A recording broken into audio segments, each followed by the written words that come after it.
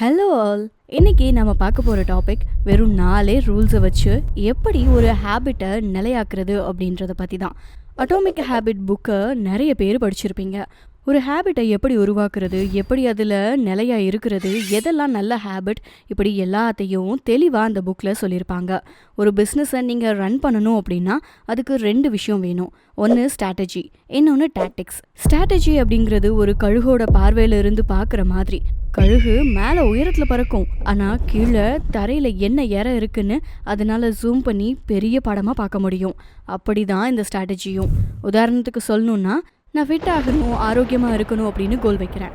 So இங்கே இதுக்கு என்னோடய ஸ்ட்ராட்டஜி எப்படி இருக்கணும் அப்படின்னு சொல்கிறேன். நான் ஆரோக்கியமான எனர்ஜி நிறைஞ்ச வாழ்க்கையை வாழணும், கூடவே தினம் உடற்பயிற்சியோட சரியான உணவுகளை எடுத்துக்கிட்டு நிலையான வாழ்க்கையை முறையாக கையாளணும். இங்கே டாக்டிக்ஸ் என்ன அப்படின்னா, எல்லா சண்டேவும் சமைக்க ஆரம்பிக்கணும். அப்போ தான் வெளியில் ஹோட்டலில் ஜங்க் ஃபுட் வாங்கி சாப்பிடாமல் இருப்போம். 5 நாள் ஒர்க் அவுட் பண்ணணும், தினமும் தண்ணி குடிக்கணும், அதுவும் கரெக்டான ரிமைண்டர் வச்சு. தினமும் 7லேருந்து 8 மணி நேரங்கள் இரவில் நல்லா தூங்கணும். தினம் ப்ராக்ரஸ் எப்படி இருக்குது அப்படின்னு கவனிக்க ட்ராக்கர் வச்சு மானிட்டர் பண்ணணும். இப்படி ஒரு பிஸ்னஸாக இருந்தாலும் இல்லை நம்ம என்ன இலக்க வச்சாலும் அதுக்கு ஸ்ட்ராட்டஜியும் வேணும், டாக்டிக்ஸும் வேணும்.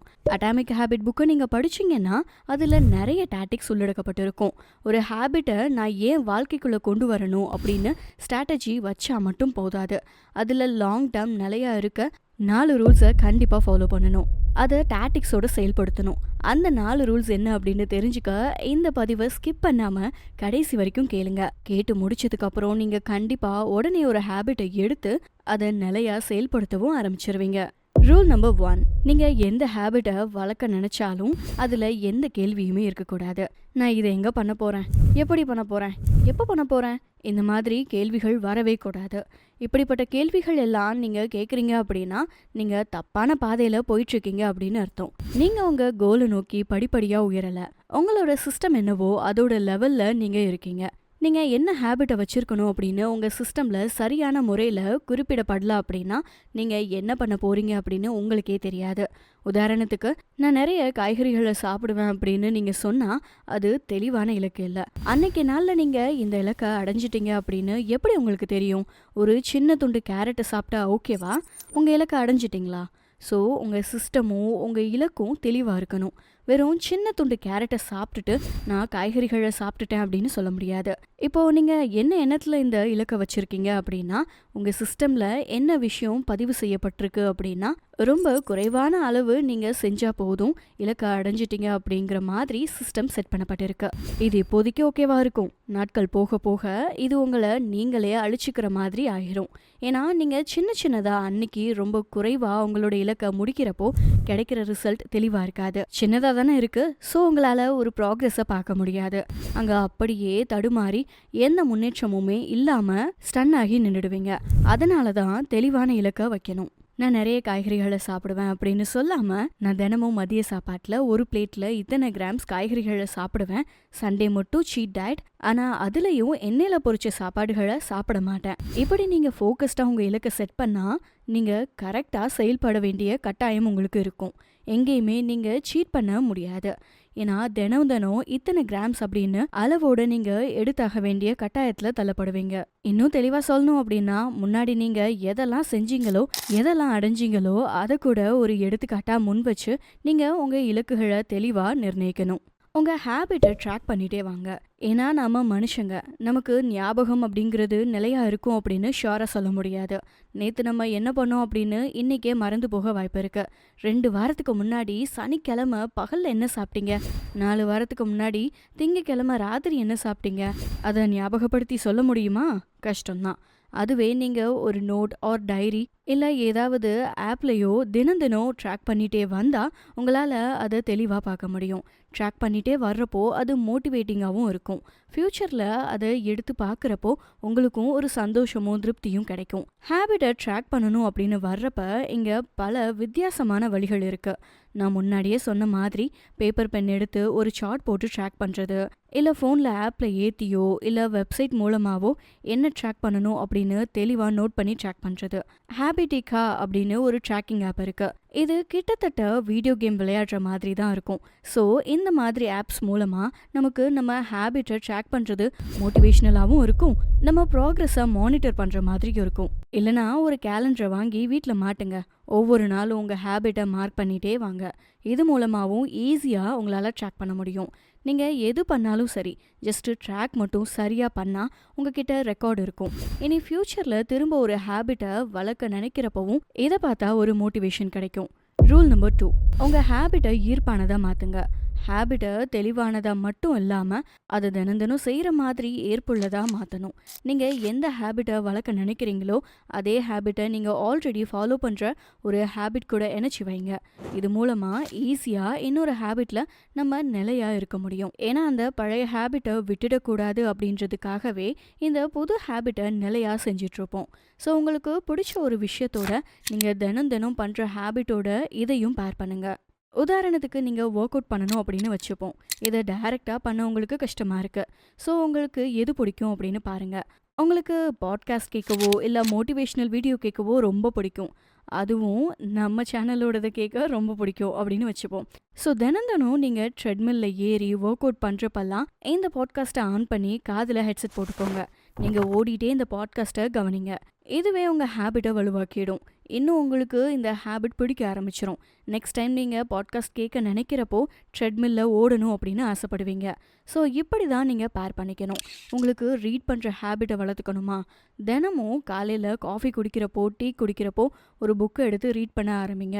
ஸோ எப்போல்லாம் நீங்கள் டீ குடிக்க ஆரம்பிக்கிறீங்களோ அப்போல்லாம் புக்கை தேடுவீங்க. நிறைய காய்கறிகளை சாப்பிடணும் அப்படின்னா சும்மா பச்சை காய்கறிகளை எடுத்துக்காமல் கொஞ்சம் காரமாக பிடிச்ச சாஸ் போட்டோ இல்லை வேறு ஏதாவது ட்ரெஸ்ஸிங் பண்ணியோ சாப்பிட ஆரம்பிங்க. சாயந்தரம் நீங்கள் படிக்க நினைக்கிறீங்களா? ஒரு சென்டட் மெழுகுவர்த்தியை பற்ற வச்சுக்கோங்க. உங்களுக்கு எந்த பென் ரொம்ப பிடிக்குமோ அதை எடுத்துக்கோங்க. அப்போ தான் எழுதி பார்க்குறப்ப செம ஆர்வமாக இருக்கும். இங்கே விஷயம் என்னென்னா, நீங்கள் பண்ணக்கூடிய ஒவ்வொன்றும் உங்களுக்கு ஒரு ரிவார்ட் மாதிரி இருக்கும். ஸோ செம்மையாக நீங்கள் என்ஜாய் பண்ண ஆரம்பிப்பீங்க. நீங்கள் செய்கிற செயலும் உங்களை சுற்றி இருக்கிற சூழலும் என்ஜாய் பண்ணுற விதத்தில் இருக்கும். உங்கள் மூளையும் அதையே எதிர்பார்க்கும். சிம்பிளாக சொல்லணுன்னா, நீங்கள் செய்கிற எல்லா விஷயத்தையும் ரொமான்டிசைஸ் பண்ணி ரொம்ப நேர்த்தியாக பண்ண ஆரம்பிங்க. Rule number 3, ஈஸியாக்குங்க. எந்த ஹேபிட்டுமே கஷ்டம் இல்லை. இதை லாங் டேர்மாக என்னால் கடைப்பிடிக்க முடியும் அப்படின்னா நீங்கள் நினச்சா அதில் நிலையாக இருக்கலாம். ஆனால் நீங்கள் அதை கஷ்டமாக பார்க்குறப்ப தான் உங்களால் இதை சரியாக ஃபாலோ பண்ணிக்க முடியாது.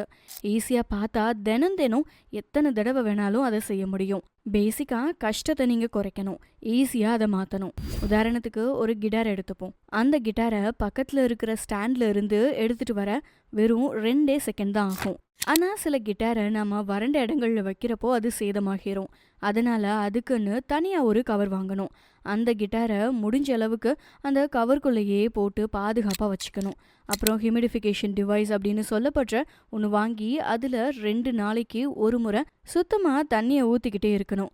இதை சரியாக பண்ணல அப்படின்னா காலப்போக்கில் இந்த கிட்டார் வீணாக போயிடும். இனி யூஸே பண்ண முடியாது அப்படின்றபடி ஆகிடும்.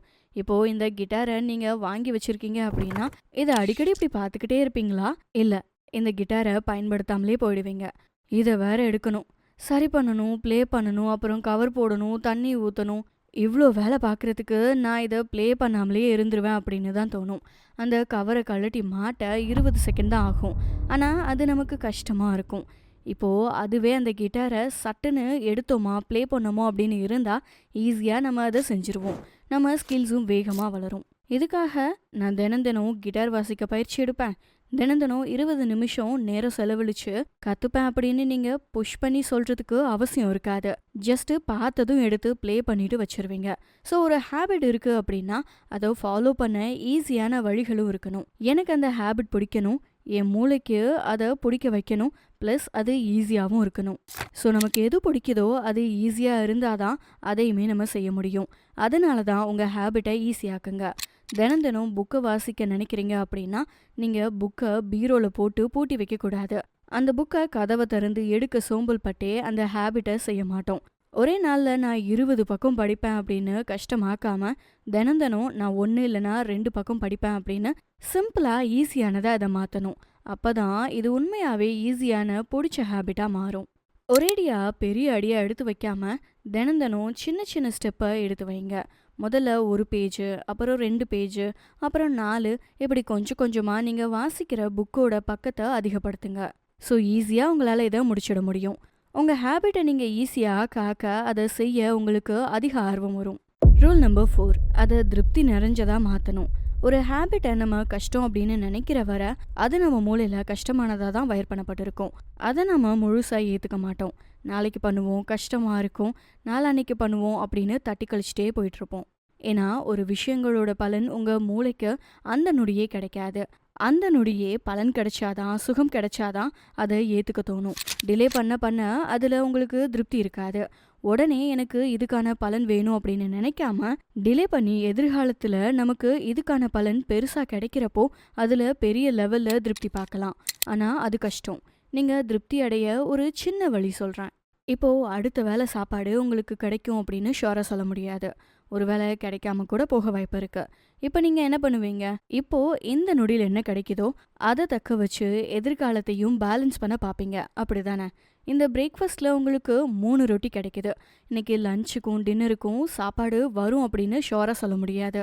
எங்கே இன்றைக்கி 2 வேளை பசியில் கிடந்துருவோமோ அப்படின்ற எதிர்கால எண்ணத்தோட யோசனையில் ஒரு ரொட்டியை மட்டும் சாப்பிட்டுட்டு மிச்சம் 2 ரொட்டியை அடுத்த 2 வேளைக்கு வச்சிருவீங்க. இது ஒரு வகையான உயிர்காப்பு முறை தான்.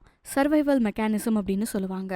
ஸோ எங்கே இதை இழந்துருவோமோ, கிடைக்காம போயிடுமோ அப்படிங்கிற எண்ணத்தில் நம்ம இந்த நிலையையும் எதிர்கால நிலையையும் தக்க வச்சுப்போம். இந்த மைண்ட் செட்டில் இருந்து நம்ம முழுசாக எஸ்கேப் ஆகலை. இது நம்ம மூளையில் ஆழமாக விதைக்கப்பட்டிருக்கு.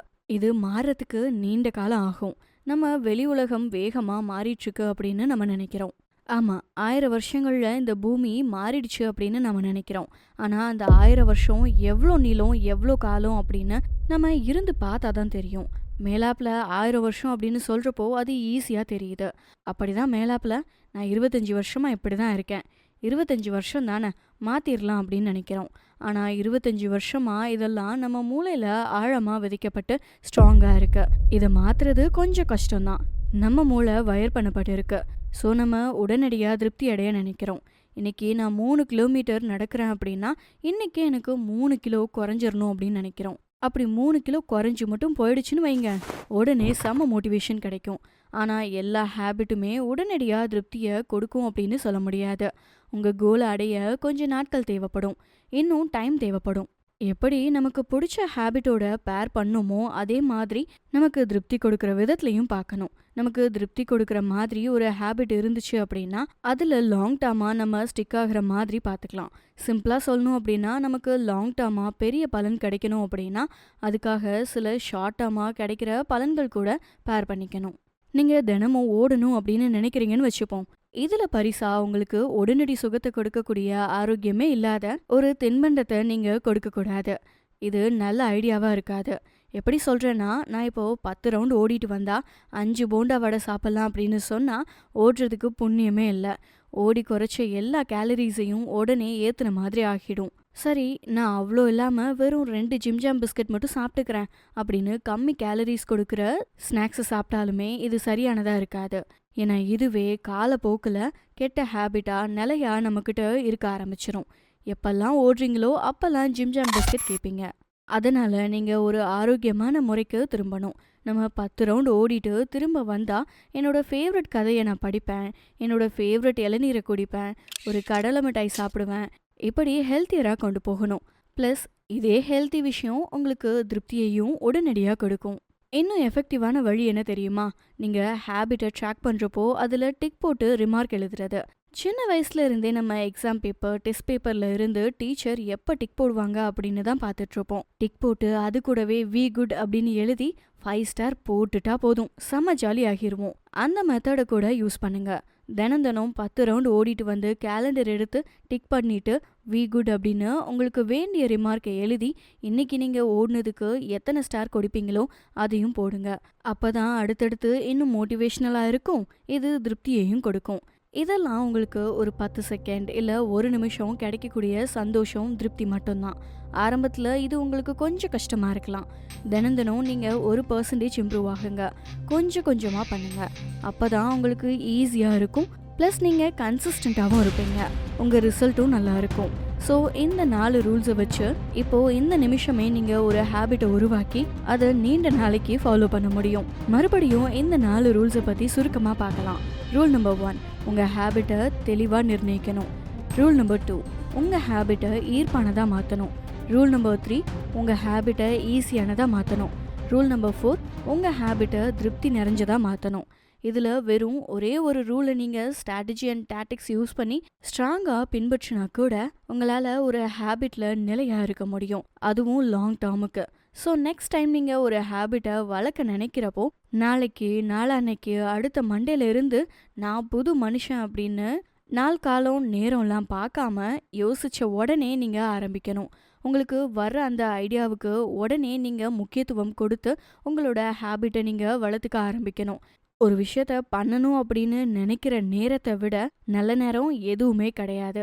ஸோ இப்போவே இந்த நொடியே நீங்கள் உங்கள் ஹேபிட்டை கட்டமைக்க ஆரம்பிங்க. இந்த வீடியோ உங்களுக்கு பிடிச்சிருந்துச்சு அப்படின்னா நீங்கள் என்ன ஹேபிட்டை ஃபாலோ பண்ண போகிறீங்க அப்படிங்கிறத கமெண்ட் செக்ஷனில் மறக்காமல் சொல்லுங்கள். அடுத்ததாக ஒரு நல்ல பதிவில் உங்களை வந்து சந்திக்கிறேன். நன்றி.